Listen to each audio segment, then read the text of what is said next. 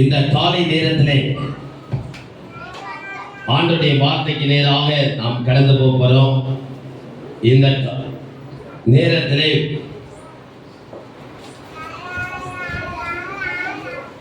யோவான் எழுதிய நற்செய்தி நூல் 5வது அதிகாரம் 35வது வசனத்தை நாம் வாசிக்க போகிறோம். 5:35. யோவான் 5:35. அவன் எரிந்து பிரகாசிக்கிற விளக்காயிருந்தான். நீங்களும் சில காலம் அவன் வெளிச்சத்திலே கலிகூற மனதாயிருந்தீர்கள். அதை தொடர்ந்து நீதிமொழி 31:18வது வசனத்தை நாம் வாசிப்போம். நீதிமொழி 31:18வது வசனத்தை நாம் வாசிப்போம்.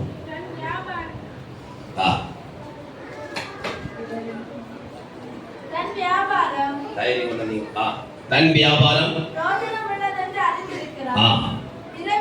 இரவிலும் அவள் விளக்கு அணையாதிருக்கும். அல்லேலூயா சொல்வோம். பிள்ளைகள் எல்லாம் ஒரு டைரி எழுதி கொடுத்தோம் பெற்றோர்கள். சும்மா ஒரு பெண்ணும் பேப்பரை கொடுத்தோம். எல்லாம் வசனங்களை நீ எழுதணும். எல்லாம் சும்மா இருந்து பேசிட்டு இருப்பது. எல்லாம் ஸ்கூலுக்கு போகிற பிள்ளைகள் நீ அடுத்த வாரத்துலேருந்து டைரி கொண்டு வரணும். சரியா? ஒரு நோட்டு, ஸ்கூல் நோட்டை ஏதாவது ஒரு நோட்டை கொண்டு வரணும். கொண்டு வந்து இங்கே பண்ணுற பிரசங்க எல்லாம் எழுதணும். கரெக்டாக வசனம் எழுதுனா உங்களுக்கு வருஷ கடைசியில் ஒரு பரிசு தருவேன். சரியா? ரைஸ் தருவேன்னா சரியா? எல்லாம் நல்லபடியாக எழுதணும். எல்லா வாரமும் கரெக்டாக எழுதியிருக்கணும். 52 வாரம் 52 தலைப்பில் எழுதியிருக்கணும். அப்போ உங்களுக்கு பரிசு கிடைக்கும். சரியா? அடுத்த வாரம் எல்லாம் ஒரு நோட்டை எடுத்துகிட்டு வந்தேன்னா ஒரு பென்சில் எல்லாம் கொண்டு வரணும். சரி, ஆண்டவருக்கு மகிமை உண்டாகட்டும். இந்த வேத பகுதியை அடிப்படையாக வைத்து நான் உங்களோடு இந்த காலையில் பரிசுத்த ஆவியானவர் தருகிற தூதை நான் உங்களோடு பகிர்ந்து கொள்ளப் போகிறேன். விளக்கு பார்த்தீங்கன்னா, இந்த உலகத்திலே நாம் எல்லாரும் விளக்காக இருக்க வேண்டும் என்று சொல்லி ஆண்டவர் விரும்புகிறார். யோவான் ஸ்நானகன் எரிந்து பிரகாசிக்கிற விளக்காயிருந்தான் என்று சொல்லி இயேசு அவரை குறித்து சாட்சி சொல்லுகிறதை நாம் படிக்கிறோம். யோவான் ஸ்நானகன், ஜான் த பேப்டிஸ்ட் பார்த்தீங்கன்னா, இயேசு பிறப்பதற்கு 6 மாதத்துக்கு மூத்தவர். ஜான் த பேப்டிஸ்ட் 6 மாசத்துக்கு முன்னர் பிறந்தவர். 30 வயசு வரைக்கும் வனாந்தரத்திலே வாழ்ந்தவர். ஊருக்கு உலகத்துக்கு யாருக்கு தன்னை வழிகாட்டாதபடி வனாந்தரத்திலே வாழ்ந்தவர். ஆற்றிலே ஊழியத்தை ஆரம்பித்தார், அரண்மனையிலே ஊழியத்தை முடித்தார். யோர்தான் நதிக்கரையிலே ஞானஸ்நான ஊழியத்தை ஆரம்பித்து அங்கே ஏரோது அரண்மனையிலே அவருடைய தலை வெட்டப்பட்டு அவர் மரித்து போய்விட்டார். அவருடைய ஊழியத்தில் ஒரு அற்புதங்களும் நடக்கவில்லை, ஒரு வியாதிகளும் சுகமாகவில்லை, ஒரு அற்புதத்தை யோவான் ஸ்நானகன் செய்யவில்லை என்று பைபிள் தெளிவாக சொல்லுகிறது. ஆனால் அற்புதம் நடக்காத ஊழியத்திலே 4 தேசங்களை சேர்ந்த ஜனங்கள் அவரிடத்தில் கூட்டம் கூட்டமாக வந்து நாங்கள் என்ன செய்ய வேண்டும் என்று சொல்லி பாவ மன்னிப்புக்கென்று ஞானஸ்நானத்தை அவர்கள் பெற்றுக்கொண்டார்கள் என்று சொல்லி பைபிள்ல படிக்கிறது. யூதேயா, கலிலேயா, சமரியா போன்ற பல தேசத்திலிருந்து ஜனங்கள் கூட்டமாக வந்தார்கள்.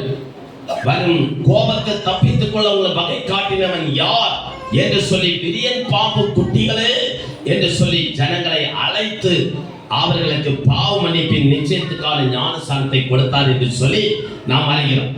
இப்படியெல்லாம் ஊழியத்தை வல்லமையாக செய்த பரிசுத்தவான் சுமார் 1 வருஷ காலம் கூட அவர் ஊழியம் செய்ததாக நாம் பார்க்க முடியவில்லை. ஒரு 6 மாதத்துக்குள்ள அவருடைய ஊழியம் முடிந்து போய்விட்டது. சீக்கிரமா ஊழியத்தை துவங்கினார், ஒரு பெரிய எழுப்புதலை உண்டாக்கினார். உலகத்துக்கு ஒரு பெரிய விளக்காய் மாறி பிரகாசித்து அவர் சீக்கிரமாகவே அந்த விளக்கு அணைந்து போய்விட்டது. ஒரு மனிதன் இந்த உலகத்திலே எவ்வளவு காலம் வாழ்ந்தோம் என்பது அல்ல முக்கியம், எப்படி வாழ்ந்தான் என்பதுதான் மிக முக்கியமானது என்பதை நாம் புரிந்து கொள்ள வேண்டும். ஒரு மனுஷனுடைய துவக்கத்தை பார்க்கிறோம், முடிவு நல்லது என்று வேதம் சொல்லி நமக்கு சொல்லுகிறது. ஒரு காரியத்தின் துவக்கத்தை பார்க்கிறோம், முடிவு நல்லது. இதெல்லாம் நம்ம வேதத்திலே படிக்கிறோம். அவ எத்தனை வருஷம் வாழ்ந்தோம், 100 வயசு வரை அவர் வாழ்ந்தாரு அப்படி சொல்லி அடக்கம் பண்றதை விட சில காலம் வாழ்ந்தார். ஆனால் ஆண்டவருக்காக பெரிய காரியங்களை செய்தார். ஆண்டவரை பற்றி சொன்னார். நல்ல ஒரு ஜெப வீரனாய் இருந்தார்.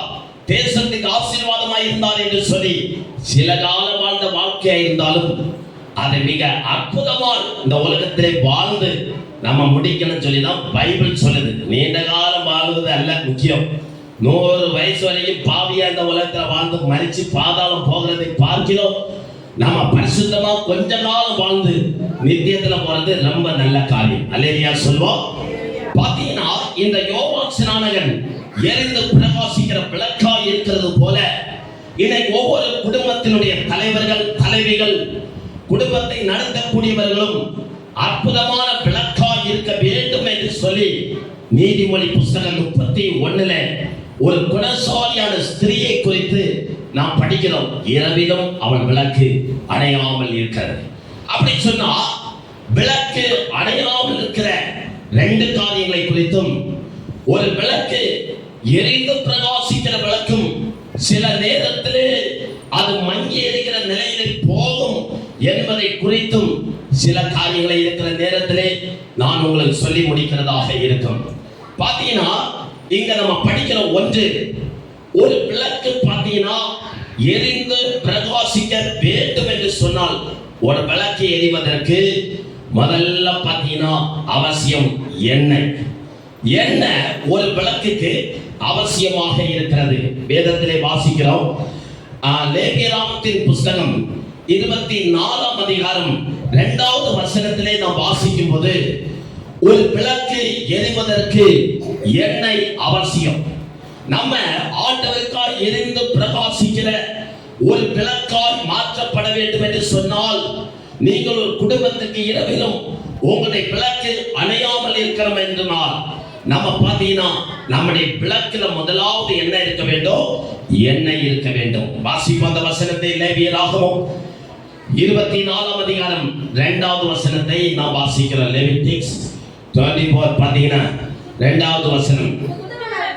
குத்து விளக்கு எப்பொழுதும் எரிந்து கொண்டிருப்பதற்கு அதற்காக இடித்து பிழிந்த தெளிவான ஒலிவ எண்ணெயை கொண்டு வருவார்களாக. கர்த்தர் மோசேயிடத்தில் சொல்லுகிறார், இஸ்ரவேல் புத்திரர்கிட்ட சொல்லு, தேவாலயத்தில் இருக்கிற அந்த விளக்கு எப்பொழுதும் குத்து விளக்கு எரிவதற்கு இடித்து பிழிந்த தெளிவான எண்ணெய இஸ்ரவேல் புத்திரர்கிட்ட கேட்டு வாங்கி அதை எண்ணெய்க்கு நீ ஊற்ற வேண்டும். அந்த நாட்களில் ஆசரிப்பு கூடாரத்துல ஒரு விளக்கு இருந்தது. அதனுடைய பெயர் குத்து விளக்கு. அந்த குத்து விளக்கு பார்த்தீங்கன்னா எப்பொழுதும் எரிந்து கொண்டே இருக்க வேண்டும். அல்லேலூயா சொல்வோம். விளக்கு எப்போ எரிய வேண்டும்? எந்த நேரத்திலும் தேவனுடைய ஆலயம் இருண்டு கிடக்கக்கூடாது. தேவனுடைய வீடு இருட்டாக இருக்கக்கூடாது. தேவனுடைய ஆலயம் என்று சொல்லும் போது இந்த சபை கட்டிடம் மட்டுமல்ல, நானும் நீங்களும் கூட ஆலயம் என்பதை மறந்து போய்விடக்கூடாது. நீங்களே அந்த ஆலயம் என்று சொல்லி 1 கொரிந்தியர் 3:16வது வசனத்திலே வாசிக்கும் போது பவுல் சொல்லுகிறார், நீங்களே அந்த ஆலயம் என்று சொல்லி பவுல் சொல்லுகிறார். ஒவ்வொருத்தருக்கு சரீரம் ஒரு ஆலயம். உங்க உடம்பு, உங்களுக்கு ஆண்டவர் தந்திருக்கிற சரீரம் ஆலயமாக இருக்கிறது.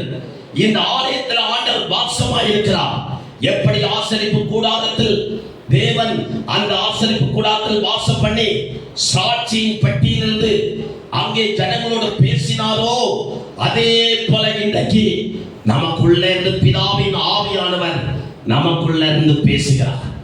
இப்ப இந்த சரீரம் பார்த்தீங்கன்னா இதுக்குள்ள அந்த குத்து விளக்கு இருக்கிறது. இதற்குள்ள அந்த விளக்கு எரிந்து கொண்டிருக்க வேண்டும்.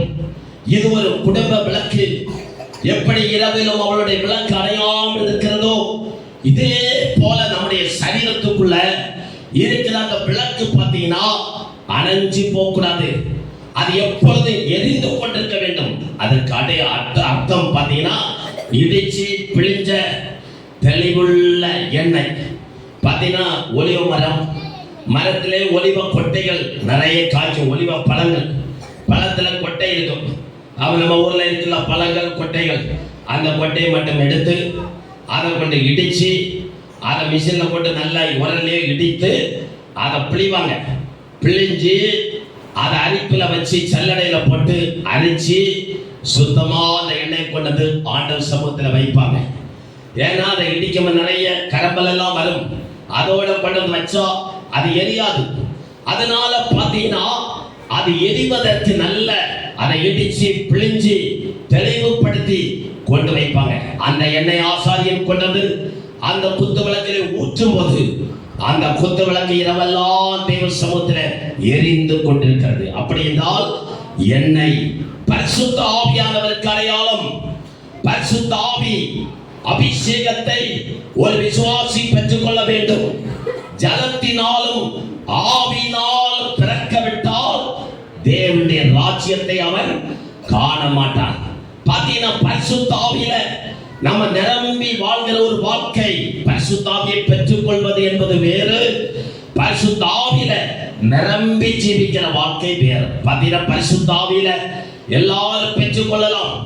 ஒரு கூட்டத்தில் நீங்க பரிசுத்த ஆவியை பெற்றது உண்மை, ஒரு காலத்தில் பிரகாசித்தது உண்மை, ஒரு காலத்தில் ஆண்டவருக்காய் இரவு பகல் என்று பாராமல் நீங்கள் ஜெபித்தீர்கள், உழைத்தீர்கள், கொடுத்தீர்கள், ஆண்டவருக்காக எழும்பி பிரகாசித்தோம், செயல்பட்டோம். ஆனால் இன்றைக்கு நாட்கள் போக போக அந்த பிரகாசம் மங்கி எரிகிறது. ஆவியும் இல்லை, அனலும் இல்லை. ஆதியிலே கொண்டிருந்த அன்பை விட்டாய். உன் பேரில் எனக்கு என்ன இருக்கிறது? ஒரு குறை இருக்கிறது. லவோதிக்கா சபையை சொல்லுகிறார். லவோதிக்கா சபை பார்த்தீங்கன்னா அனல் குறைந்து போய்விட்டது, பிரகாசம் குறைந்து போய்விட்டது, ஏலியின் கண்கள் இருளடைந்து போய்விட்டது என்று வாசிக்கிறோம். அதற்கு அர்த்தம் என்ன? ஏலியினுடைய காலத்தில் பார்த்தீங்கன்னா இந்த ஆசரிப்பு கூடாரத்தில் பிரகாசிக்க வேண்டும் என்று சொல்லி ஒரு பெரிய நோக்கத்தோடு வைக்கப்பட்ட குத்து விளக்கு. அது பார்த்தீங்கன்னா ஏலியினுடைய காலத்தில் வரும்போது 1 சாமுவேல் 1ஆம் அதிகாரம் 2ஆம் அதிகாரத்தில் வாசிக்கும் போது அந்த விளக்கு அங்கே அணையக்கூடிய ஒரு நிலையிலே வந்துவிட்டது. அந்த விளக்கு அணைச்சு போகிற நிலையிலே, மங்கி எரிகிற நிலையில அந்த விளக்கு வந்து விட்டது. காரணம் என்ன சொன்னா, ஆதி அன்பு இழந்து போய்விட்டது. ஆதியிலே இந்த சத்தியம் கேட்கப்பட்ட போது அவர்களெல்லாம் இடித்தார்கள், பிழிந்தார்கள், தெளிவுபடுத்தினார்கள், எண்ணெயை கொடுத்தார்கள், எண்ணெய் வார்க்கப்பட்டது, குத்து விளக்கு எரிஞ்சிட்டே இருந்தது. ஆனால் காலங்கள் போக போக நிறவிசாரங்கள், காலங்கள் போக போக சோம்பல்கள், அசதியான வாழ்க்கைகள், ஆவியிலே புதுப்பிக்கப்படாத வாழ்க்கை, அனல் மூட்டப்படாத வாழ்க்கை, காலங்கள் போக போக அந்த குத்து விளக்கு எரிய எரிய அதில் என்ன நடக்குச்சுன்னா கருந்திரிகள் வருகிறது. புரிந்து கொள்ள வேண்டும். குத்து விளக்கு எவ்வளவு எரிகிறதோ அது கத்திக்கிற அளவுக்கு பார்த்தீங்கன்னா அதுல கருத்திரி முழுத்திரி எரிகிறதை பார்த்திருப்போம். மெழுகுத்திரி எரிய எரிய அதிலே ஒரு கருப்பாக அந்த நூல்கள் மாறுகிறதை பார்க்கிற அந்த கருப்பு என்பது பாவ ஜீவிதத்தை காட்டுகிறது. கருப்பு என்பது எல்லா திரியிலும் வரக்கூடியது. எந்த விளக்கானாலும் மண்ணெண்ண விளக்கோ ஒலிவ விளக்கோ மெழுகுத்திரியோ எதுவா இருந்தாலும் எரிந்து பிரகாசிக்கிற விளக்கில ஒரு கருந்திரி வருவது உண்மை. நாம் மாம்சத்தில் இருக்கிறோம். மனிதர்கள் மனுஷன் இந்த உலகத்தில் தவறுகிறான். யாக்கோபு 3ஆம் அதிகாரத்தில் வாசிக்கவே நாம் அநேக விஷயங்கள்ல தவறுகிறோம் என்று சொல்லி யாக்கோபு சொல்கிறார். ஜீவிதங்கள்ல நிறைய காரியத்துல தவறுகிறோம். பேச்சுகள்ல, செயல்கள்ல, நம்முடைய பிரவர்த்திகளில் அநேக காரியத்துல விசுவாசிகள், மனிதர்கள், பாஸ்டர்ஸ், அப்போஸ்தலர்கள் தவறுகிறார்கள். அப்படி என்றால் நம்முடைய திரி மங்கி எரிகிறது. வேதம் சொல்லுகிறது, மங்கி எரிகிற திரியை அவர் அணைக்காத ஆண்டவர். கரங்களை தட்டி ஆண்டவரை கத்திர மகிமைப்படுத்தும். எழுந்து ஜொலிக்க என்னை ஓற்றும் இந்த வேளையிலே, எழுந்து ஜொலிக்க என்னை ஊற்றும் இந்த வேளையிலே. அல்லேலூயா. அப்ப பாத்தீங்கன்னா எழுந்து ஜுவாலிக்க எண்ணெய் ஊற்ற வேண்டும். பாத்தீங்கன்னா எழுந்து ஜுவாலிக்கன்னு சொன்னா எண்ணெய் நமக்கு இருக்கணும். எண்ணெய் இல்லை சொன்னா எழும்பி பிரகாசிக்க முடியாது. என்ன அவசியம்? ஏன் நம்முடைய பிரகாசம் மங்கி எரிகிறது?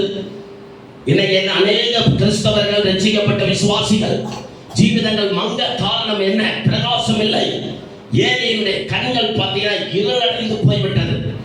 பிரகாசம் இல்லை, பிரகாசிக்க முடியவில்லை. ஒரு காலம் பிரகாசித்தது உண்மை, ஒரு காலம் ஆண்டவருக்காய் செயல்பட்டது உண்மை, ஒரு காலத்தில் ஆண்டவருக்காய் துடிப்பாய் எழுப்பினது உண்மை. ஆனால் காலங்கள் போக போக நம்முடைய பிரகாசம் மங்கி போகிறது. தேவனுடைய பிள்ளையை கருந்திரி என்ன காட்டுது பார்த்தீங்கன்னா, எவ்வளவு தூரம் அந்த விளக்கு எரியுதோ அந்த கருந்திரி வந்து கொண்டே இருக்கும். எவ்வளவு நீளமா வருதோ அந்த கருந்திரியை ஆண்டவர் சொன்னார், மோசே அதுல வரக்கூடிய கருந்திரியை நீ என்ன பண்ண வேண்டும் என்றால், ஒரு கத்திரிக்கோலை வச்சுக்க, ஒரு கிண்ணத்தை கையில வச்சுக்க, இதெல்லாம் செய்து நீ உண்டாக்கி வைத்திருப்பாயாக.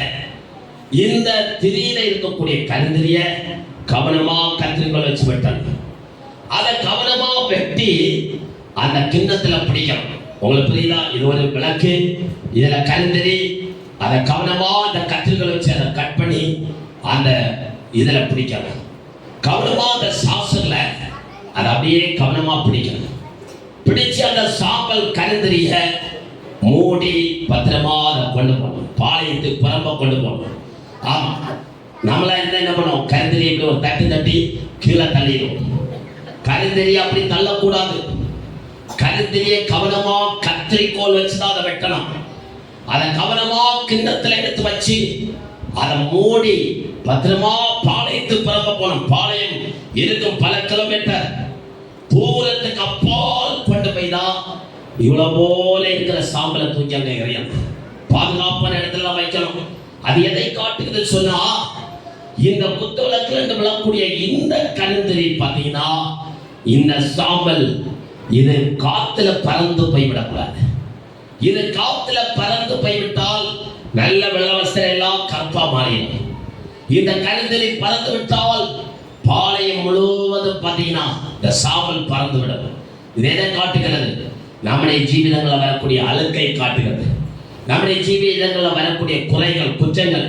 ஒரு காரியத்தை கண்டா அது உலகம் ஃபுல்லா பறத்தி விடுகிறது. ஆமா, இதுதான் கருந்திரி. பிரகாசிக்க முடியாம நம்ம வாழ்க்கையில குத்து விளக்கு இன்னை மங்கி எரிவதற்கு காரணம், ஆமா, விளக்கு இருக்குது, எண்ணெய் இருக்குது, ஆனா பிரகாசம் இல்லை. தேவன் எதிர்பார்க்கிற அளவிற்கு நாம் பிரகாசிக்க முடியாமல் இருக்க காரணம் இந்த கருந்திரி. ஆமா, இந்த கருந்திரி கவனமா வெட்டாமிட்டு உதறி விடவ அது என்ன பண்ணுது? அப்படியே படர்கிறது.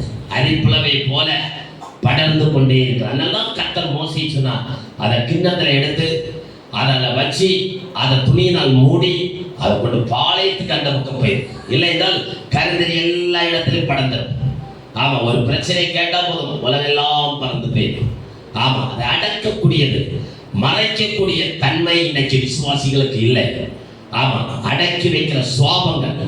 ஆமா, ஒரு குறையை கண்டா உடனே ஊதி விட்டுறது, அடிச்சு பறத்தி விடுறது. அப்படி பறத்தக்கூடாது. பறத்தினா நீங்க பிரகாசிக்க முடியாது. உங்களை ஆண்டவர் பிரகாசிக்க பயன்படுத்த முடியாது. நீங்கள் வாழ்க்கையில மங்கி மங்கி மங்கி ஆமா வெட்டி வெட்டி எரிகிறது பாருங்க. சில விளக்குகள் மண்ணெண்ணெய் இல்லாத நேரத்தில் சில விளக்குகள் வெட்டி வெட்டி வெட்டி எரியும். திடீர்னு பார்த்தா ஓவன் ஒரு புஷ் அப்படி பத்தி எரியும். நீங்க பாத்தீங்களா? ரொம்ப ஓங்கி எரியும், பட்டு நினைஞ்சிடும். அப்ப புரிஞ்சுன்னா இது இதோட முடிந்த கேஸ். ஆவிக்குரிய வாழ்க்கையில நீங்கள் அப்படி இருக்கக்கூடாது. ஆவிக்குரிய வாழ்க்கையில நீங்கள் ரொம்ப ஜாக்கிரதையா இருக்க வேண்டும், பரிசுத்தமா இருக்க வேண்டும், ரொம்ப கவனமா இருக்க வேண்டும். அப்படிதான் அந்த பிரகாசம் நம்மளில் இருக்கக்கூடிய அந்த மகிமை மற்றவர்களுக்கு வெளிப்படாமல் இருக்க காரணம் இந்த கருந்திரி. ஜீவிதங்கள் எப்படி என்னென்ன இருக்குதோ நீங்களே உங்களை சிந்திச்சு பாருங்க, ஆராய்ந்து பாருங்கள். நம்முடைய வாழ்க்கையில் இப்படி இருக்கக்கூடிய இந்த கருந்திரிகளை நாம் கவனமாக ஹேண்டில் பண்ணணும். பார்த்தீங்கன்னா வெட்டி எடுக்க வேண்டும்.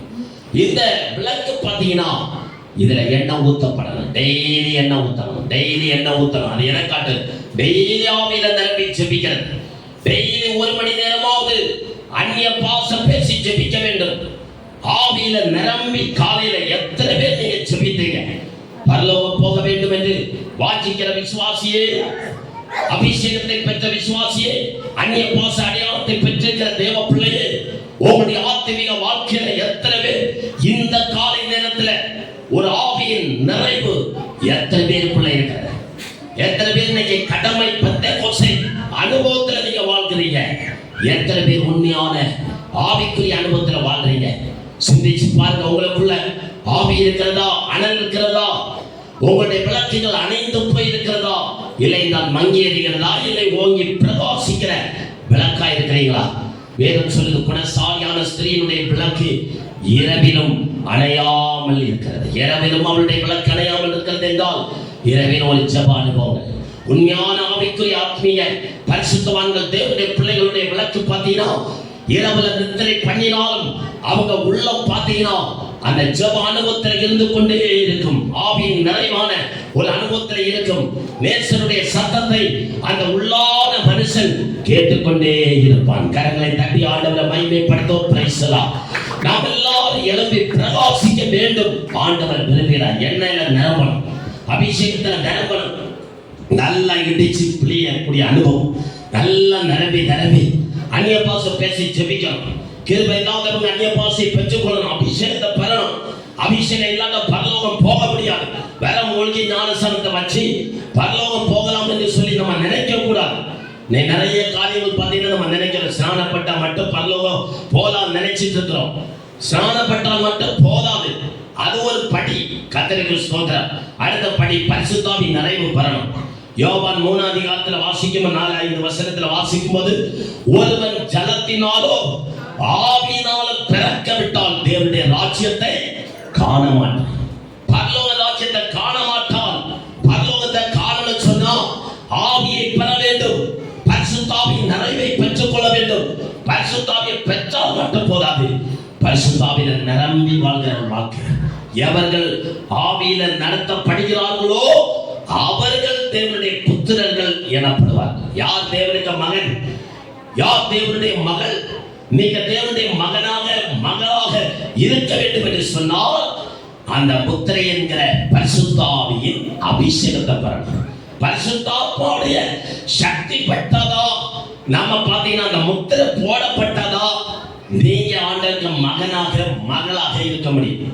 பரிசுத்த ஆவி பெறாட்டா நீங்க தேவ மகளாக இருக்க முடியாது. உங்களால ஜெபிக்க முடியாது, ஆவியில நிரம்ப முடியாது, பைபிள் படிக்க தோணாது. பைபிள் படிக்கிறது நமக்கு விஷமமா இருக்கு, ரொம்ப மனசு கஷ்டமா இருக்கு. ஏன் சொன்னா உனக்குள்ளதான் அனல் இல்லை, அபிஷேகம் இல்லை. உன்னை தூண்டுவதற்கு உற்சாகப்படுத்துவதற்கு பரிசுத்த ஆவியானவர் இருந்தாதா அந்த ஆவியானவர் உன்னை உற்சாகப்படுத்தி கொண்டிருப்பார். அல்லேலூயா சொல்லுங்க பாப்பா. ஆமா, எத்தனை நாள் தான் அப்பா அம்மா சகோதரி பாஸ்டர்லாம் உங்களை உந்திட்டே இருக்க முடியும்? எப்போ கருந்திரிய பாஸ்டர் வெட்டிட்டு இருக்க முடியாது. எப்போ அம்மையும் அப்பனும் நம்மளை வெட்டிட்டு இருக்க முடியாது. அப்படி நட இப்படி நட, லெஃப்ட் ரைட்டு ஸ்ட்ரைட்டு அப்படியெல்லாம் பேசிட்டு இருக்க முடியாது. யாரும் யாரையும் நடத்த முடியாது. ஒரு தடவை வழிகள் காட்டப்படும், ஒரு தடவை கர்த்தர் சொல்லுவார், 2 தடவை கேட்டுட்டு நடந்துடணும். அந்த பாதையில் உங்களை ஆண்டவர் தான் நடத்த முடியும். ஆண்டவர் உங்களை சரியான பாதையில் உங்களை நடத்துவார். அதற்கு தான் பரிசுத்த ஆவியானவர் ஒவ்வொருவருக்கு ஆவியானவரை கர்த்தர் தந்திருக்கிறார். அல்லேலூயா சொல்லுவோம். இந்த ஆவியான செம்மையான பாதையில உங்களை வழி நடத்துவார், உன்னை சரியா கைட் பண்ணுவார். வாலிபத்தில் உன் பரிசுத்தத்தை காத்துக்கொள்ள உன்னை சரியான பாதையில இந்த பரிசுத்த ஆவியானவர் உங்களை நடத்துவார். அதுக்குதான் பரிசுத்த ஆவியானவர். பாட்டு பாடுவோம், எப்படி நடக்க வேண்டும், எப்படி போக வேண்டும், வழி நடத்தும் ஆவியானவரே என்று சொல்லுகிறது போல பரிசுத்த ஆவியானவர் தான் நம்மளை வழி நடத்த முடியும். அதுக்குதான் பரிசுத்த ஆவி. அந்த ஆவியை நீங்க பெறணும். ஆவி இல்லாதவங்க கூட்டங்களை கலந்து ஆவியை பெற்றுக் கொள்ளுங்கள். இல்லை என்றால் நம்ம வேணாம் வருகிறது வேஸ்டா போயிடும், வீணா போயிடும், ஓடுற ஓட்டம் நஷ்டப்பட்டு போயிடும். எப்படியாவது பரலத்து போல நினைக்காதுங்க. பரலோகம் போன்னு சொன்னா அந்த வழி இடுக்கம் நெருக்கம், அதெல்லாம் பரலோகத்துக்கு போற வழி. விசாலமான வழி நினைக்காதுங்க. எப்படியாவது கைவிசமா அதெல்லாம் இங்க நடக்காது. கடைக்கு போகலாம், பரலோகத்துக்கு போக முடியாது. கடைக்கையோ எங்க வேணுமானாலும் கை வீசிட்டு போலாம். பரலோகத்துக்கு போற வழி சாதாரணமானது. அந்த வழி நெருக்கம் இடுக்கம். யாரெல்லாம் அதை விரும்புறாங்களோ பலவந்தம் பண்ணுகிறார்களோ அவர்களுக்கு தான் பரலோக ராஜ்யம். கரங்களை தட்டி தட்டி ஆண்டவரே ஒரு நிமிஷம் எல்லாம் கைகளை தட்டி அந்த பரலோக ராஜ்யத்தை வாஞ்சிக்கிற விரும்புகிற ஒரு பலவந்தம் பண்ணுகிற ஒரு அபிஷேகத்தை ஆண்டவர் இந்த காலையில நமக்கு தரும்படியா எல்லாம் கை தட்டி ஒரு நிமிஷம் ஆண்டவரே அந்த வாஞ்சியை தாரும், பலவந்தம் பண்ணுகிற ஒரு ஆவியை எனக்கு தாரும், ஒரு அபிஷேகத்தை எனக்கு தாரும், பரலோகத்தை குறித்த சிந்தனையை தாரும், பரலோகத்துக்காய் வாழ வேண்டிய பரிசுத்த வாக்கை தாரும், ஒரு எரிந்த பிரகாசிக்கிற ஒரு அபிஷேகத்தை தாரும் என்று சொல்லி எல்லாம் ஒரு நிமிஷம் கைகளை தட்டி எல்லாம் உற்சாகமா ஆவியில நிரம்பி இயேசுவே எனக்கு அந்த பரலோகம் வேண்டும். ராமாகாதா ராமா செக்கபாதியா ராமா ரிபாலாதா ராமா ரிகாதியா துரோட்டா ராபாகா அஷந்தா ராமா கரியாதுதா ரிபாலாதா ராமா ரிகாதினி ரிஷாட்டா ராபாகா. ஆமென். பரலோகம் போகிற பாதை அது வழி நெருக்கம், அது இடுக்கமான பாதை. சகோதரி சகோதரி, நீ பரலோகத்தை இழந்து போகாதே. பரலோகம் போகிற வாசல் இடுக்கமான வாசல். ஏனோ தானே வாழ்ந்தா பரலோகத்துக்கு வந்துடுவீங்க, மிஸ் பண்ணிடுவீங்க. பரலோகத்துக்கு போக முடியாது. கண்ணை மூலமா தான் தெரியும். இருள், நரகம், வேதனை உள்ள இடம், துக்கம் துயரம் நிறைந்த இடம். இந்த இடத்திற்கு போகக்கூடாது. இந்த உலகத்தில் வாழும்போதே அந்த அபிஷேகம் பெற்று நல்ல விளக்கில் ஊத்திடணும். நல்ல விளக்கில் எப்பொழுது எண்ணெய் இருக்கு.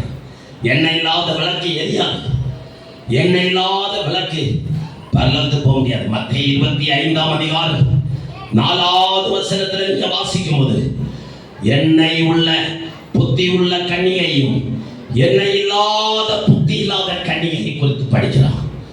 அவங்கள திரி இருந்துச்சு, அவங்க கன்னிகை என்கிற பெயர் கொண்டவர்களாக இருந்தாங்க. வாசிப்போம் 25 4வது வசனத்தை வாசிப்போம். மத்தேயு 25:4 வாசிங்க பாப்பா. தங்கள் தீவட்டிகளோடு கூட தங்கள் பாத்திரங்களில் எண்ணெயும் கொண்டு போனார்கள். பாத்தீங்களா, எண்ணெயும் கூட கொண்டு போனாங்க. எண்ணெய் அப்ப பாத்தீங்கன்னா எண்ணெய் உள்ளவங்களாக இருக்கணும். எண்ணெய் எங்க கொண்டு போனாங்க? பரலோகத்துக்கு போவதற்கு என்ன வேணும்? எண்ணெய் வேண்டும். ஆமா, ஆயிலோடு விளக்கு ஏந்தி அப்படி சொல்லி ஃபாதர் பாடுறார். அப்ப அபிஷேகம் இருந்தா மட்டும்தான் நம்ம மனவாளன் வரும்போது எதிர்கொண்டு போக முடியும். பாருங்கள் எத்தனை மேலான காரியம் பாருங்க. பரலோகம் எண்ணெய் இல்லாத ஒரு கூட்டம் இருந்துச்சு சபையில, எண்ணெய் உள்ள ஒரு கூட்டம் சபையில இருக்கு. 2 கூட்டத்துக்கு பேரோ கன்னிகை. 2 பேரும் பார்த்தீங்கன்னா கன்னிகை தான். எண்ணெய் உள்ளவங்களுக்கு பேரு கன்னிகை தான் சொல்லுது பைபிள். எண்ணெய் இல்லாம போனவங்களுக்கு கையும் அவங்க பேரையும் கன்னிகை தான் சொல்லுது. ஆனா 2 பேருக்குள்ள வித்தியாசம். இதோ மணவாளன் வருகிறார் என்கிற சத்தம் நள்ளிரவில் கேட்டபோது புத்தி உள்ளவர் கையில எண்ணெய் கொண்டு போனார்கள். அவங்க விளக்க பத்த வச்சதோ விளக்கு எரிந்தது. ஆனா எண்ணெய் இல்லாதவன் சத்தத்தை கேட்டான். மணவாளன் வருகிறார் என்கிற சத்தம் கேட்டபோது விளக்க கொளுத்தினா விளக்குல என்ன எண்ணெய். அப்பதான் நல்லா கையடிச்சு பார்த்தாங்க. நல்ல விளக்கம் குலுக்கி பார்த்துருப்பாங்க காதோட வச்சு. ஆமா, எங்க எண்ணெய் வரும்? எண்ணெய் வராது.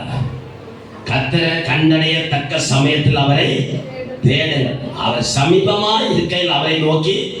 அதுக்குதாங்க 1000 கூட்டம் நடத்திட்டு இருக்கிறோம். வாரந்தோறும் எத்தனை கூட்டம் நடக்க தெரியுமா? இங்க என்னெல்லாம் நடக்க தெரியுதா?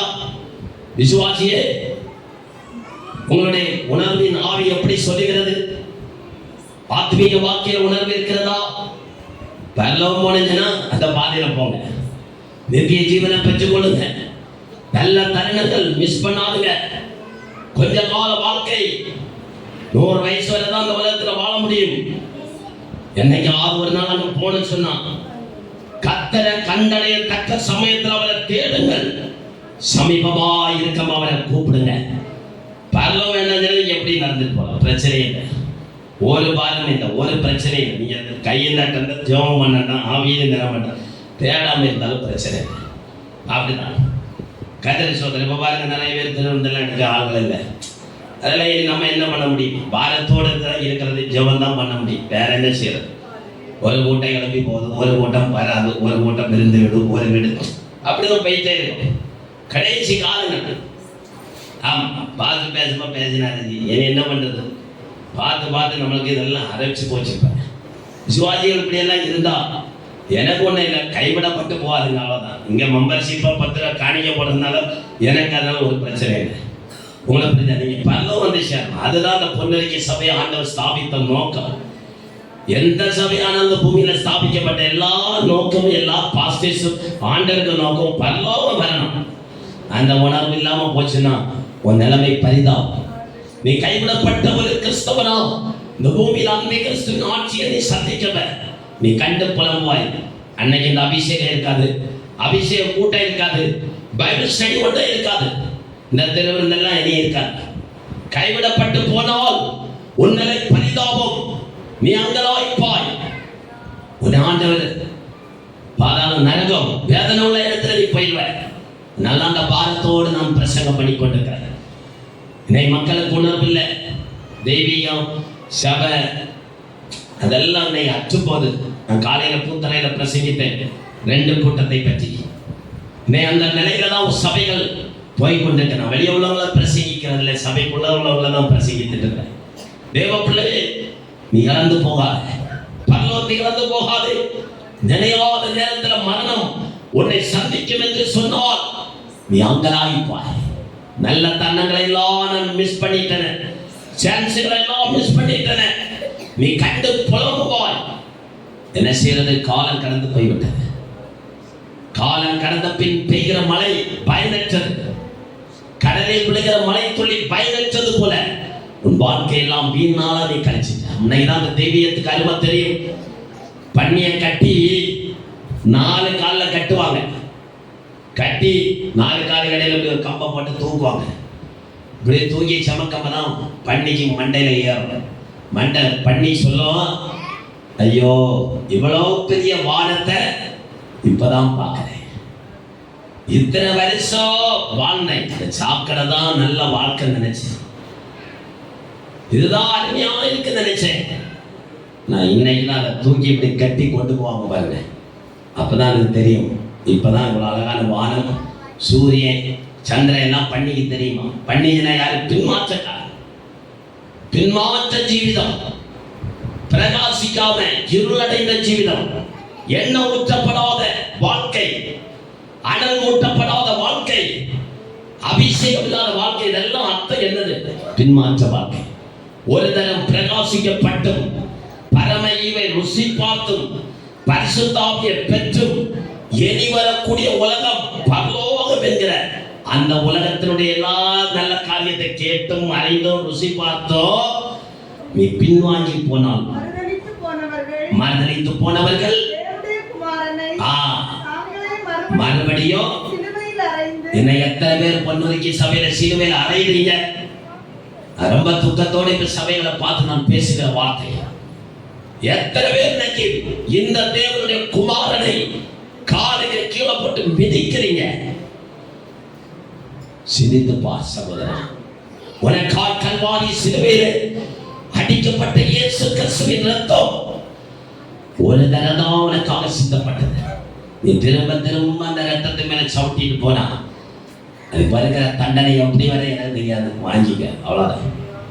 கொடூரமான தண்டனையும் காலம் வைக்கப்பட்டிருக்கிறது. நீ கண்டு புலம்புவாய், அழுவாய், மார்பில் அடிப்பாய். நடக்காத ரட்சிப்பு இல்லை, மீட்பு இல்லை. இன்றே ரட்சணிய நாள், இன்றே அனுக்கிரகமான காலம். நாளை என்பது நம்முடையதல்ல. ஒரே ஒரு வாழ்க்கை வேகமா போகிற இந்த உலகத்துல ஆண்டவருக்காக நீ வாழ, பரிசுத்தமா வாழ. அவன் இவன் அவங்க யாரையும் கொண்டு போக முடியாது. பரலோகம் நானும் என்ன மனைவி கொண்டு போக முடியாது, மனைவி என்னையும் கொண்டு போக முடியாது, என் பிள்ளைகளை நானும் கொண்டு போக முடியாது, அவங்க எங்களையும் கொண்டு போக முடியாது. உங்க ஆத்மா நீங்க ரசித்து போயிட்டு தனியா வந்தா தனியாவே போறோம். இடையில தான் ஒரு வாழ்க்கை தோணும், சும்மா ஜஸ்ட். ஆமா, அவங்க வருவாங்க போவாங்க, அவ்வளவுதான். யாரும் கூட வர முடியும்.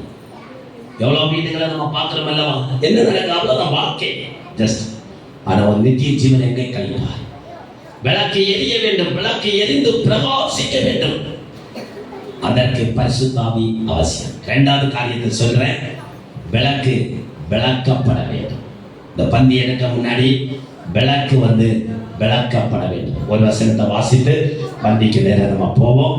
யாத்திராகமத்தின் புஸ்தகம் 30வது அதிகாரம் 7வது வசனம். யாத்ராமகம் 30வது அதிகாரம் 7வது வசனத்தை நீங்கள் படிக்கும்போது ஆரோன் காலை தோறும் அதின் மேல் சுகந்த தூபம் காட்ட வேண்டும். மாலையில விளக்கு ஏற்றும் போதும் விளக்குகளை விளக்கும் போதும் அதன் மேல் தூபம் காட்டணும். விளக்கு கொளுத்துறாங்க. வீடுகள் எல்லாம் விளக்கு கொளுத்துவாங்க. புறஜாதிகள் நம்ம பார்த்திருக்கிறோம். விளக்கு கொளுத்துறது பைபிள் சொல்லுது. காலைதோறும் அந்த விளக்குக்கு தீபம் காட்டணும். மாலையிலும் அந்த விளக்கை ஏற்றுகிற நேரத்தில் அதுக்கு தூபம் காட்ட வேண்டும். தூபம் என்னது?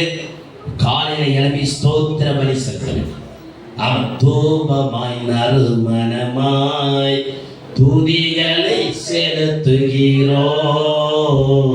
தூபமாய் நறுமணமாய் துதிகளை செலுத்துகிறோ.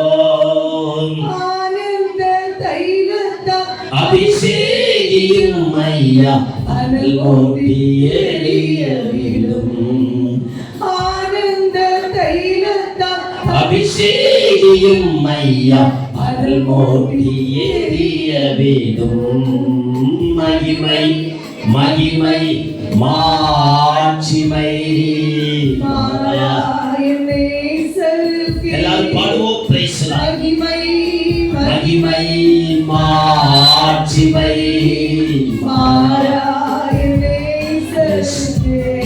பாத்தீங்கன்னா காலையிலும் மாலையிலும் தூபம் காட்டணும். ஸ்தோத்திரம் பண்ணிக்கொண்டே இருக்க வேண்டும். ஆண்டவரை துதிச்சு கொண்டே இருக்கணும். எப்பொழுதும் ஸ்தோத்திர பலிகள் உங்க வாயில வந்து கொண்டே இருக்கணும். துதிச்சு கொண்டே இருக்கணும். காலையில் எழுப்பி நல்ல தூபங்கள் ஸ்தோத்திர பலிகளை நாம் காட்ட வேண்டும், செலுத்த வேண்டும். இரண்டாவது காரியம் பார்த்தீங்கன்னா அந்த விளக்க டெய்லி ஆசாரியன் விளக்க வேண்டும். விளக்குறது என்ன? சாயம் குடிச்ச பாத்திரத்தை விளக்குகிறோம், பால் பாத்திரத்தை விளக்குறோம், சமையல் பாத்திரத்தை விளக்குகிறோம். அதுபோல விளக்கையும் விளக்க வேண்டும். விளக்க சுத்தமா வைக்கணும். இல்லாத என்ன நடக்கும்? ராத்திரி முழுவதும் இருந்தது இந்த சாம்பல் தூசி வனாந்திரத்தில் இருக்கக்கூடிய குத்து விளக்கு வனாந்திரத்தில் தான் இருக்குது. காத்து பொடி மண் இதெல்லாம் அந்த விளக்குல வந்து படியும். ஒரு நாள் படிச்சு, 2 நாள் படிச்சு, 5 நாள் படிச்சு, 1 மாசம் படியப்ப பலையான் கட்டிடும். நிறைய பேருக்கு பைபிள் எல்லாம் அப்படிதான் படிச்சுட்டு அலேயா சொல்லுங்க. பைபிளை படிச்சு எவ்வளோ காலம் ஆச்சு? ஆமா, புஸ்தகத்தை திறந்து எவ்வளவு காலம் ஆச்சு? ஒரு பாஸ்டர் பார்த்தீங்கன்னா விசுவாசிகள் எல்லாம் பைபிள் படிக்கிறாங்களான்னு சொல்லி சோதிக்க விரும்பினாங்க. ஒரு அம்மா ரொம்ப சபையில பார்த்தீங்கன்னா ரொம்ப மும்முரமா நிற்பாங்க. அப்ப எதுக்கு எடுத்தாலும் பாஸ்டர் வந்து கேள்வி கேட்பாங்க, வசனத்துல தான் கேட்பாங்க. அப்ப ஒரு நாள் நம்ம ரொம்ப வசனத்தை வச்சு நம்மளை அடிச்சுட்டே இருந்து சொல்லி ஒரு நாள் பாஸ்டர் வீட்டுக்கு போனாங்க. இப்போ என்ன பண்ணினா உட்காந்துருந்தா, பேசிக்கொண்டே இருந்தா. பேசிட்டு இருக்கும்போது அந்த வீட்டில் பிறந்த நாள் அன்னைக்கு கேக் வெட்ட போனாங்க.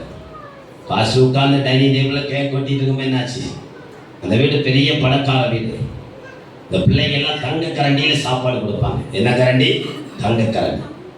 சின்ன கரண்டி இவ்வளோ போல எல்லாம் கொடுத்து எடுத்து முடிச்சு போகிற நேரம் பார்த்தீங்கன்னா தங்க கரண்டியை காணவில்லை. பாசு சோத்துனா சந்தோஷமா வழி அனுப்புறாங்க. பாசு வீட்டு போய் சேர முன்னாடி போன் வந்தது. ஹலோ பாஸ்டர், எங்கள் வீட்டில் உள்ள தங்க கரண்டியை காணவில்லை. ஒன்றை நினைக்காதுங்க, தப்பா நினைக்காதுங்க. அப்படியெல்லாம் 100 தடவை சொல்லி என்னம்மா சொல்லுங்க, பிரச்சனை என்ன சொல்லுங்க. ஒன்றை இல்லை, நினைக்க மாட்டேன்.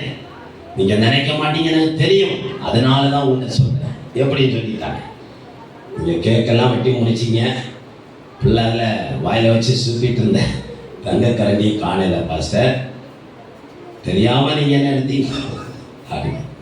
பாஸ்டர் சொன்னாரு, எனக்கு தெரியலமா, நான் எடுக்கல, நான் பார்க்கல, நாங்கள் எல்லா இடமும் தேடி பார்த்தோம், காணல. ஒரு கட்டம் 1 வாரம் ஆச்சு, 2 வாரம் ஆச்சு, இப்போ சண்டை மூத்துச்சு. பாஸ்டர் தான் எடுத்தார். 1 வாரம் ஆச்சு, 2 வாரமானது, 3 வாரம் ஆச்சு. இப்போ அவங்களுக்கு டேஸ் ஆச்சு, கூட்டத்து வரல, கொஞ்சம் கொஞ்சமாக பேக் ஆகுது. மூஞ்சில் அடிச்ச மாதிரி பேசுகிறாங்க.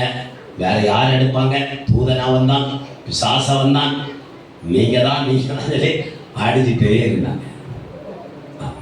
பாஸ்டருக்கு சங்கடம், ஆனால் மறுபக்கம் சந்தோஷம்.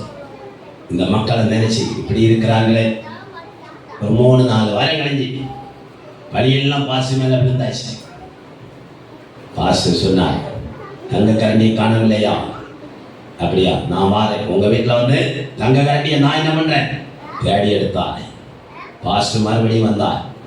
எங்களை இவர் எப்படி தேடி தாரான்னு சொல்லி பார்த்துக்கினாங்க. இவர் சொன்னார், டைனிங் டேபிள் கிட்ட உட்கார்ந்தார். பக்கத்தில் ஒரு ஷோகேஸ் இருந்தது. ஷோகேஸில் ஒரு பைபிள் இருந்தது. பைபிளை எடுத்து திறந்து காட்டி கொடுத்தார். இதோ உங்களுடைய தங்க கரண்டி எங்கே இருக்கிறது? சத்தமா சொல்லுங்க. நான் எதுக்கு இந்த கதையை சொல்லுறோம்? உங்கள்கிட்ட போய் சொல்லிட்டு இருக்கேன் பாருங்க. உங்களுக்கு ஒன்றும் புரியலையோ? கேக் கட்டுறதுனே இருக்கு. எடுத்து காட்டி கொடுத்தார். பைபிளை ஓப்பன் பண்ணினான். இதோ உங்க தங்க கரண்டி. அவங்க ஐயோ ஐயோ பாஸ்டர் மன்னிங்க, சாரி. அதுக்கப்புறம் என்ன நான் சொன்னேன், கடல் மேல் பெஞ்ச மழை போல என்னதான் உண்மை விழுந்தா. அதுக்கப்புறம் என்ன சாரி சொன்னார், உங்களை டெஸ்ட் பண்ணதுக்கு தான் நீ பைபிள் படிக்கிறியா இல்லையா என்பதை பார்க்கதான் இந்த இதை நான் வச்சுக்கிறேன். நீங்க 4 வாரமா என்ன பண்ணவில்லை பைபிளை. நீங்க எத்தனை வாரம் திறக்கல? தங்க கரண்டி அங்கதான் இருக்குது. வீட்டில் போய் விசுவாசத்தோட திறங்க, உங்களுக்கு தங்க கரண்டி கிடைக்கும். அல்லேலூயா சொல்லுங்க. உங்களுக்கு ஆசீர்வாதம், பொக்கிஷம், சகல விதமான நன்மை எல்லாம் வீட்டில் போய் வீராய திறக்காதுங்க. அங்க ஒண்ணு இருக்காது. பணவெட்டிய திறக்க அங்க ஒண்ணு இருக்காது. ஆனா பைபிளை திறங்க, பொக்கிஷம் இருக்கும். அல்லேலூயா. இன்னைக்கு இந்த வார்த்தையோட நான் முடிக்கிறேன். சிந்திக்க எல்லாரும் ஒரு நிமிஷம் கண்களை மூடி கிளம்பி நின்று ஜெபிக்க போகிறோம். உங்க வாழ்க்கையை ஆராய்ந்து பாருங்க. ஆண்டவருடைய சமூகத்தில் எல்லாரும் நம்மை ஒரு நிமிஷம் ஆவியில நிரம்பி ஜெபித்து இந்த பண்டிகை நேரம் நம்ம போறோம். விளக்கு விளக்கப்பட வேண்டும். ஒவ்வொரு நாள் காலையில் இந்த விளக்கை விளக்க வேண்டும். பாவத்தை சுத்திகரிக்கிற அனுபவம், வேதனை உண்டாக்கும் வழிகள் என்னிடத்தில் உண்டோ என்று பார்க்க நலமான பாதையிலே நடத்தும் ஆண்டவர். வேதனை உண்டாக்கும் வழிகள் என்னிடத்தில் உண்டோ, நலமான பாதையிலே நடத்தும். சகோதரே சகோதரியே, உன்னுடைய எண்ண பாத்திரங்கள் இப்படி இருக்கிறது. குத்து விளக்குல எண்ணெய் இருக்க வேண்டும். நீ எரிந்து பிரகாசிக்கும்படி அழைக்கப்பட்ட மங்கே என்கிற வாழ்க்கை அல்ல. ஆதி பெந்தேகோஸ்தின் அனுபவத்தை சிந்தித்து பார். ரட்சிக்கப்பட்ட நாட்கள் இந்த ஜெப வாழ்க்கை. எவ்வளவு மணி நேரம் மலங்கால நின்று ஜெபம் பண்ணிட்டு இருந்தீங்க. தரும்படியாக பெற்றுக்கொள். அந்த அபிஷேகத்தை பெற்றுக்கொள். இழந்து போன கிருபையை பெற்றுக்கொள். இழந்து போன வெள்ளிக்காசை இப்போதே பெற்றுக்கொள்.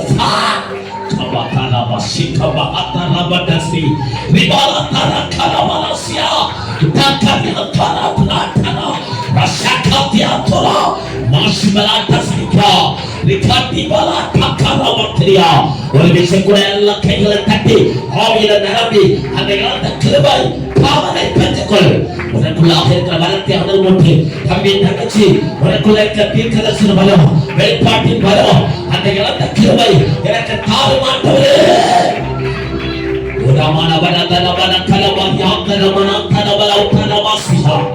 ஆண்டவரே, எனக்கு பிரகாசிக்கும். எனக்குள்ள இருக்கிற இருட்ட மாற்றம், கருந்தெரிய மாற்றம், எனக்குள்ள இருக்கிற கருந்தெறி மாறட்டு.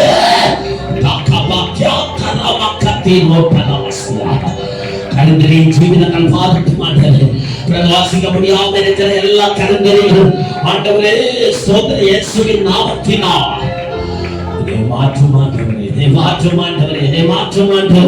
நம்முடைய சமூகத்தில் உள்ள குத்து விளக்கு, நம்முடைய பீடத்தில் இருக்கிற குத்து விளக்கப்பா, இந்த சபைக்கு ஒரு குத்து விளக்கப்பா, கிராமத்திற்கு குத்து விளக்கப்பா, என் குடும்பத்துக்கு ஒரு குத்து விளக்கு, உன் பிள்ளைக்கு குத்து விளக்கு, குத்து விளக்கு, நீங்க தான் குத்து விளக்கப்பா. மறைச்சு போகாதே, மங்கி எரியாதே. நீ பிரகாசிக்க அழைக்கப்பட்டவர், பிரகாசிக்க அழைக்கப்பட்டவன் தேவ பிள்ளையே. அந்த வல்லமை பெற்றுக்கொள். receive the power.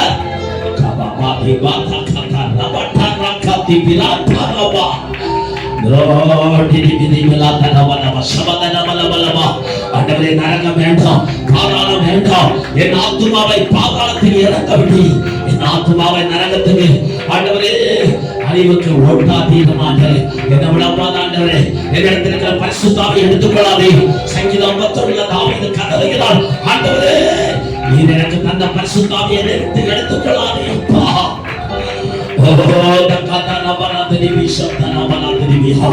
ஆண்டவரே நானே எடுத்து போடாதுங்கப்பா, அந்த வெளிச்சத்தை எடுத்து போடாதுங்கப்பா, எனக்குள்ள இருக்கிற தீபத்தை எடுத்து போடாதுங்கப்பா, அணைச்சு போக கூடாதப்பா.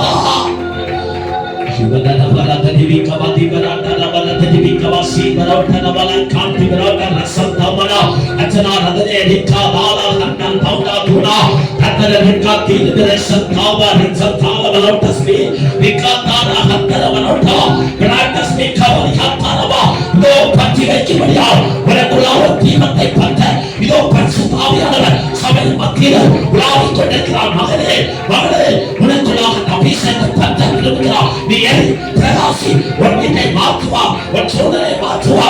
நீதான் வெளிச்சம், நீதான் ஒளி. நிரப்புங்கப்பா, நிரப்புங்கப்பா. வெளிச்சமா மாற்று, வெளிச்சமா மாற்று, வெளிச்சமாய் மாற்று.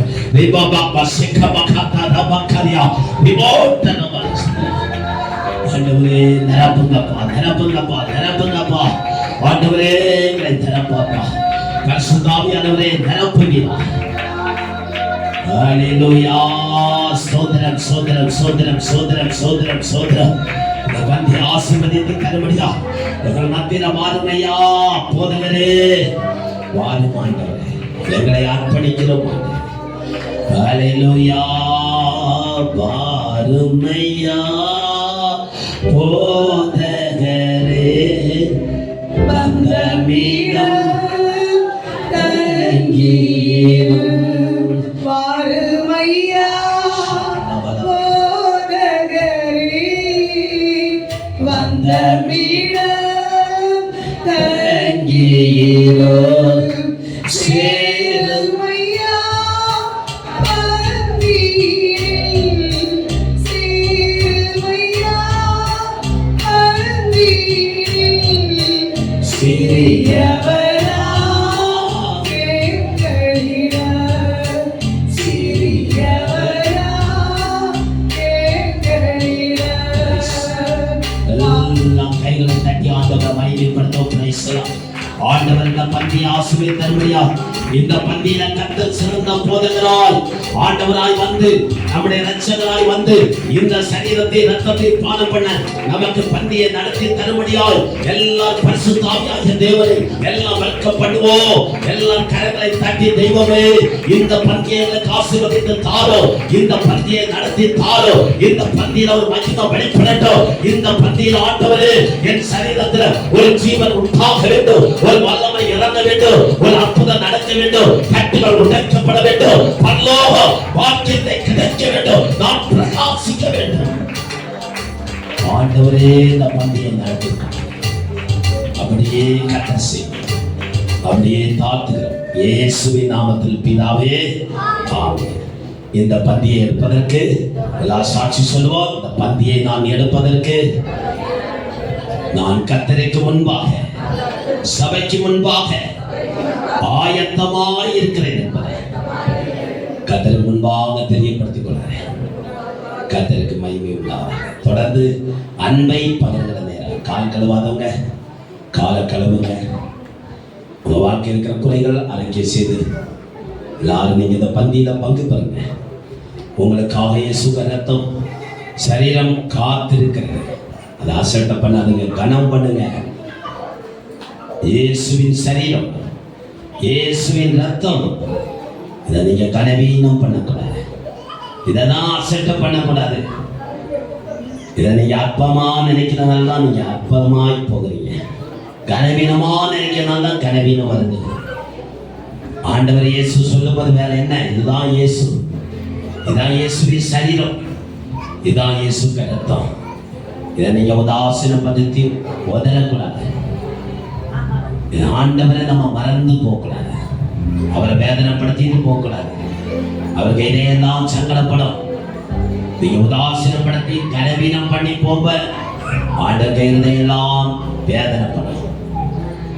உங்களுக்காக சிந்தப்பட்ட ரத்தம் அல்லவா, எவ்வளவு துடித்த சரீரத்தினுடைய ரத்தம் அல்லவா. பயபக்தியோடு இதை நாம் பானம் பண்ண நம்மை அர்ப்பணிப்போமா? எல்லா கைகளை கொடுத்து அன்பை பகிர்வோம், அன்பை பகிர்வோம். அன்பே அன்பே அன்பே அன்பே ஆருயிரே ஆனந்தம் ஆனந்தமே ஆனந்தம்.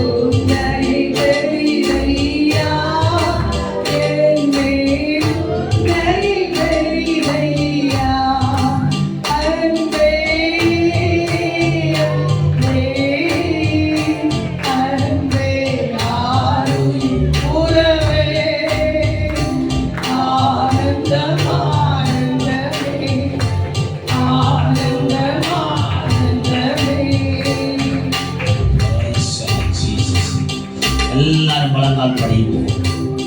கைகளை கொப்பி ஆண்டவரை நோக்கி ஜெபிக்கிறோம். இயேசு அப்பத்தை எடுத்து அதை ஆசீர்வதித்தார், அதை பிட்டு சீசர்களுக்கு கொடுத்தார். இதை வாங்கி புசிங்க, உங்களுக்காக பிற்கப்படுகிற என்னுடைய சரீரமாய் இருக்கிறது என்றார். இந்த அப்பத்தை உடைய கரத்தில் நான் எடுத்திருக்கிறேன். இந்த அப்பத்தை இயேசு கிறிஸ்து நாமத்தில் நம்ம பிக்க போறோம். இந்த அப்பம் நமக்கு ஆசீர்வாதமா மாறு. நம்ம எல்லாம் ஜெபமா நம்ம புசிக்கிற அப்பம் ஆண்டவரே உடைய சரீரம் அப்பா, சிதைக்கப்பட்ட தோல், வாரினால் அடிக்கப்பட்ட முதுகு, உள்ளப்பட்ட நிலத்தை போல கிடைக்கப்பட்டது. இந்த அப்பத்தை ஆண்டவராகிய இயேசுவின் நாமத்தினால், இந்த அப்பத்தை நசரேயனாகிய இயேசு கிறிஸ்துவின் நாமத்தினால ஆண்டவரே இப்போது அதை பிக்கிறோம். ஆண்டவரே இயேசுவின் நாமத்தில் இந்த அப்பத்தை பிக்கிறோம்.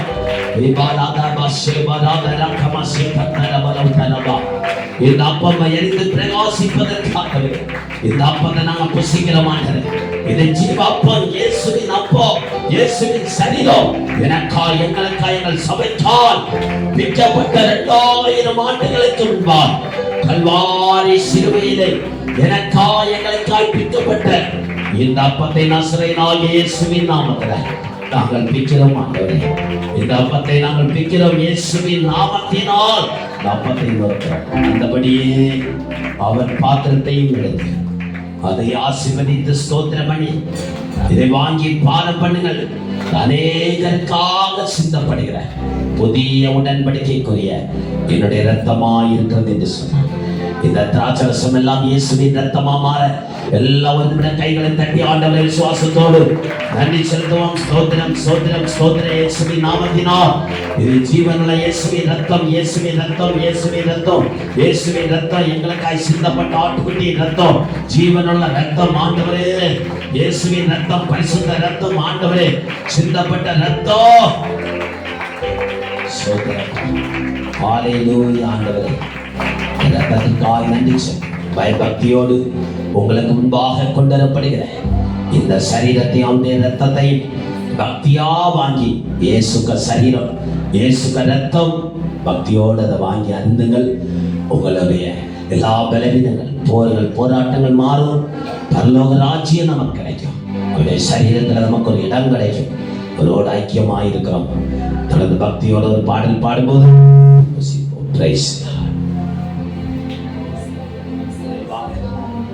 இரத்தத்தினாலே கழுவப்பட்டே, பரிசுத்தமாக்கப்பட்டே, இரத்தத்தினாலே கழுவப்பட்டே, பரிசுத்தமாக்கப்பட்டே.